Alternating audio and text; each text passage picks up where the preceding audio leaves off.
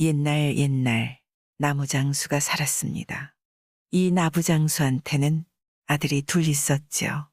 그런데 아들 둘이 다 10살이 넘도록 자고 나면 먹고, 먹고 나면 빈둥대는 게 일이었습니다. 하루는 아버지가 두 아들을 불러 일렀습니다. 집 안에만 있지 말고 나가서 먹고 살 길을 찾아보아라. 이제는 아버지도 몸이 쇠하고 기력이 약해져 나무장수를 할 수가 없었습니다. 근근히 나무 팔아 끼니를 때우며 살던 형편이었기에 나가서 남의 집 머슴이라도 해야 했습니다. 형제는 집을 나가 먹고 살 길을 찾기로 했습니다. 부모님한테 인사를 드리고는 괴나리 보찜을 지고 집을 나왔습니다. 10살이 넘도록 하던 일이 자고 먹고 빈둥대는 게 전부였던 형제는 어디로 갈지 몰라 정처 없이 걸었습니다. 걷다 보니 갈림길이 나왔지요. 갈림길에서 형이 말합니다. 나는 이쪽 길로 갈 테니 너는 저쪽 길로 가거라. 그래요, 형님. 우리 3년 뒤에 다시 만나요. 그래. 몸 건강히 잘 지내거라. 형과 아오는 인사를 나누고 형은 서쪽으로 동생은 동쪽으로 따로따로 길을 떠났습니다. 산 넘고 물 건너 형이 다다른 곳은 밥상 만드는 집이었습니다. 형은 밥상 만드는 일이 마음에도 들었고 주인 마님도 따뜻하게 대해주었습니다. 그래서 3년간 눌러 살기로 했지요. 밥상 만드는 집에서 3년간 머슴살이하며 상을 만들기로 한 것입니다. 그렇게 주인을 도와 종일 나무를 깎고 다듬어 상을 만들었습니다. 어느새 3년이 지났습니다. 이제 못 만드는 상이 없을 만큼 솜씨가 좋았지요. 타고난 솜씨가 있었던지 꾀부리지 않고 만든 덕이었습니다. 책상, 밥상, 찻상, 잔칫집에서 쓰는 교자상까지 온갖 상을 뚝딱 만들었습니다. 이만하면 많이 배웠으니 저는 그만 돌아가겠습니다. 그동안 저를 거두어서 먹여주고 재워주고 보살펴주셔서 고맙습니다. 형은 성실하고 상전 모시는 마음 또한 지극했습니다. 형이 인사를 하자 일찍이 형의 품성을 알아본 주인이 개다리 소반 하나를 주었습니다. 그런데 이게 보통 상이 아니었지요. 주인한테 받은 개다리 소반은 신기방기한 상이었습니다. 이 소반에 귀퉁이를 탁 치면서 한 상 잘 차려보아라 하면 개다리 소반이 커지면서 상 위에 온갖 진귀한 음식들이 차려지는 요술 밥상이었던 것입니다. 신이 난 형은 개다리 소반을 짊어지고 길을 나섰습니다. 뛰듯 날듯 걷다 보니 어느새 날이 저물었습니다. 아무래도 날이 저물어 더는 못 가겠다 싶은 형은 주막에 들어가 하룻밤 묵기로 했습니다. 마침 밥때가 되었지요. 허기진 형이 상 귀퉁이를 탁 치며 저녁상을 차리라 했습니다. 그러자 수라상 부럽지 않게 음식이 차려지는 게 아니겠어요.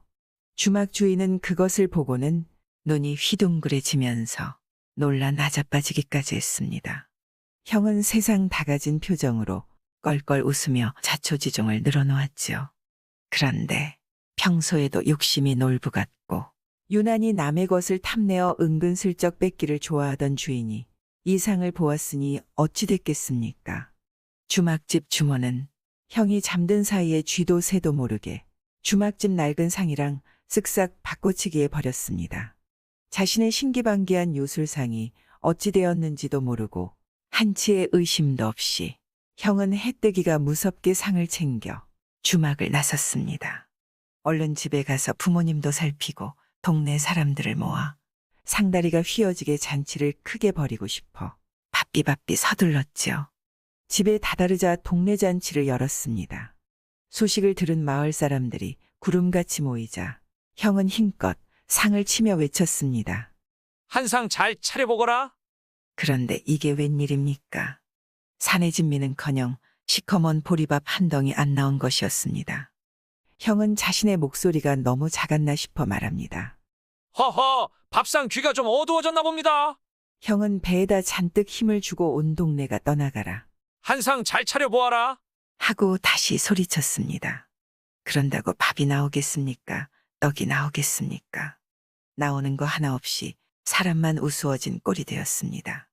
서산의 해가 꼴깍 넘어갈 때까지 형은 상을 붙잡고는 을러대고 달래다가 잔치상을 기대한 동네 사람들한테 망신만 당하고 말았습니다. 그럼 동쪽으로 간 아우는 어떻게 됐을까요? 아우가 간 곳은 방망이 만드는 집이었습니다. 아우도 형처럼 주인 집에서 눌러 살면서 3년을 하루같이 나무를 깎고 다듬으며 방망이를 만들었습니다. 방망이 집에서 방망이 만들며 머슴살이 한 지 3년이 지나자 아우는 차닥차닥 빨래 방망이, 또닥또닥 다듬이 방망이, 도둑 잡는 육모 방망이, 온갖 방망이를 솜씨 좋게 만들게 되었습니다. 두 형제가 빈둥대고 놀고 먹을 때는 몰랐던지 만드는 것에 남다른 솜씨가 있었던 것이었습니다. 이만 집에 돌아가겠습니다. 약속된 3년이 되는 날 인사를 하니 주인이 방망이 하나를 내주었습니다. 이 아우도 형과 마찬가지로 방망이 집에 있으면서 늘 자신을 걷어주는 주인님을 지극히 모시고 성실히 일했던 것입니다. 그걸 알아본 방망이 집 주인도 그냥 방망이가 아닌 신기방기한 방망이를 주었습니다. 이 방망이는 사람 말을 알아듣는 방망이였죠. 말만 하면 온갖 것이 다 나오고 시키면 시키는 대로 다 하는 방망이였습니다. 동생은 귀한 방망이를 얻어 신이 나서 집으로 갔습니다. 집에 가보니 아우보다 먼저 온 형이 있었습니다. 3년 만에 만나니 얼마나 좋습니까? 하지만 반가움은 길지 못했습니다. 형은 아우를 봐서 기뻤지만 밥상을 생각하면 죽을 맛이었죠. 형은 아우에게 잃어버린 밥상 얘기를 했습니다. 아우가 형의 얘기를 들으니 기가 막혔죠. 그런 세상에도 없는 상을 도둑 맞았다니 환장할 노릇이었습니다. 한참을 골똘히 생각하던 형이 말합니다.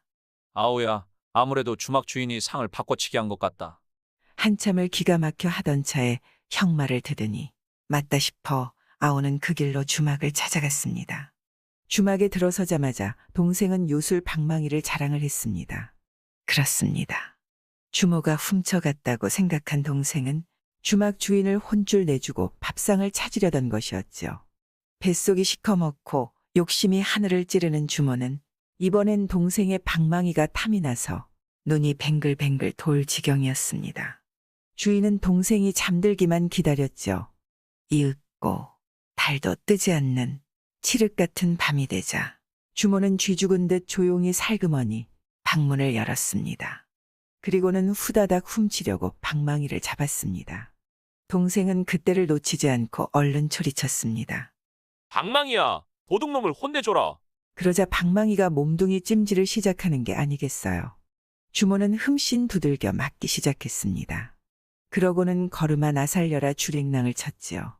도둑을 혼쭐 낸 동생은 신기방기 요술 밥상을 되찾아 집으로 돌아왔죠. 밥상을 찾아온 형제는 동네 사람들을 불러 모아 밥상에 사내진미로 상다리가 휘어지게 차려놓고 사흘 밤낮 잔치를 벌였습니다. 그뿐이겠습니까? 잔치 마지막 날엔 동생의 요술 방망이를 탁 두드립니다. 그러자 세상에 온갖 진귀한 것들이 쏟아져 나왔습니다. 성품 착한 두 형제는 자신들만 잘 먹고 잘 사는 것이 아니고 동네 사람들한테도 골고루 나누어 주어 함께 오래도록 잘 먹고 잘 살았다 합니다. 비록 철없이 빈둥대다 게으름만 피웠었지만 성실히 일하고 감사해하며 자신의 재주를 살려 큰 재물을 얻었습니다.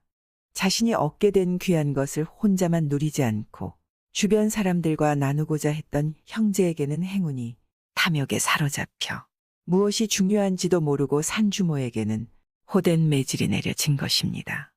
착하게 살면서 다른 사람들과 함께 나누면 복이 오나 봅니다. 구독과 좋아요와 함께 오늘도 좋은 날 되세요.